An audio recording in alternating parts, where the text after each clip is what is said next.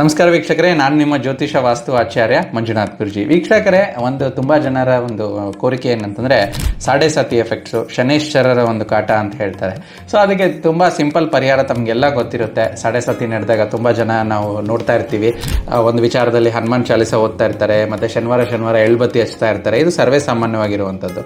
ತುಂಬ ವಿಶೇಷವಾಗಿ ಆಮೇಲೆ ಇನ್ನೂ ಕೆಲವರು ಎಳ್ಳೆಣ್ಣೆ ಕೂಡ ಕೊಡ್ತಾ ಇರ್ತಾರೆ. ಇದು ಅಲ್ದಿರೋ ವಿಶೇಷವಾಗಿ ಶನಿಯ ಒಂದು ಪ್ರಭಾವದಿಂದ ಕಮ್ಮಿ ಆಗೋದಕ್ಕೆ ಅಥವಾ ಶನಿ ದೇವತೆಗೆ, ಶನೇಶ್ವರ ದೇವತೆಗೆ ಒಂದು ಪ್ರಸನ್ನತೆ ಮಾಡಬೇಕಂತಂದ್ರೆ ಒಂದು ಸಿಂಪಲ್ ಪರಿಹಾರ ಇಷ್ಟೇ. ನಿಮ್ಮ ಒಂದು ಶನಿ ಯಾರ ಸೂಚಕ ಅಂತಂದ್ರೆ ಒಂದು ಕಾರ್ಮಿಕ ವರ್ಗವನ್ನು ಸೂಚಿಸುತ್ತೆ.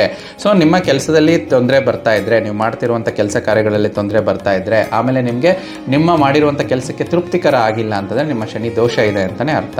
ಸೊ ಇದಕ್ಕೆ ನಿಮ್ಮ ಕಾರ್ಮಿಕ ವರ್ಗ, ನೀವೊಂದು ಕಚೇರಿಯಲ್ಲಿ ಇರ್ತೀರಾ, ನಿಮ್ಮ ಸಬಾರ್ಡಿನೇಟ್ಸ್ ಇರ್ತಾರೆ, ನಿಮ್ಮ ಕೈ ಕೆಳಗಡೆ ಕೆಲಸ ಮಾಡೋರಿಗೆ ಹೆಚ್ಚು ಖುಷಿಯನ್ನ ನೀವು ಕೊಡಿ. ಅಂದ್ರೆ ಅವ್ರಿಗೆ ಏನು ಅನುಕೂಲ ಅದನ್ನ ಮಾಡಿಕೊಡಿ. ಅವ್ರಿಗೇನೋ ಒಂದು ಊಟ ಬೇಕು, ಊಟ ಕೊಡಿಸಿ. ಆ ವಿಚಾರದಲ್ಲಿ ಉದಾಹರಣೆಗೆ ಸಿಂಪಲ್ ಆಗಿ ಮನೆಯಲ್ಲಿ ಮನೆ ಕೆಲಸದವ್ರು ಇರ್ತಾರೆ, ಅವ್ರಿಗೇನೋ ಒಂದು ಹಣಕಾಸಿನ ನೆರವು ಬೇಕು, ಅಥವಾ ಏನೋ ಒಂದು ಊಟದ ಸಮಸ್ಯೆ, ಏನೋ ಒಂದು ಬಟ್ಟೆದ ಸಮಸ್ಯೆ, ಏನೇ ಇರ್ಬೋದು. ಅದನ್ನ ಒಂದನೇ ಟಿಪ್ಪು ನಿಮ್ಮ ಆಫೀಸ್ ಕೆಲಸ ಕಾರ್ಯಗಳಲ್ಲಿ ಸಪೋರ್ಟ್ ಮಾಡಿ, ಎರಡನೇ ಟಿಪ್ಪು ಮನೆಯಲ್ಲಿ ಕೆಲಸ ಮಾಡೋರಿಗೆ ಸಪೋರ್ಟ್ ಮಾಡಿ.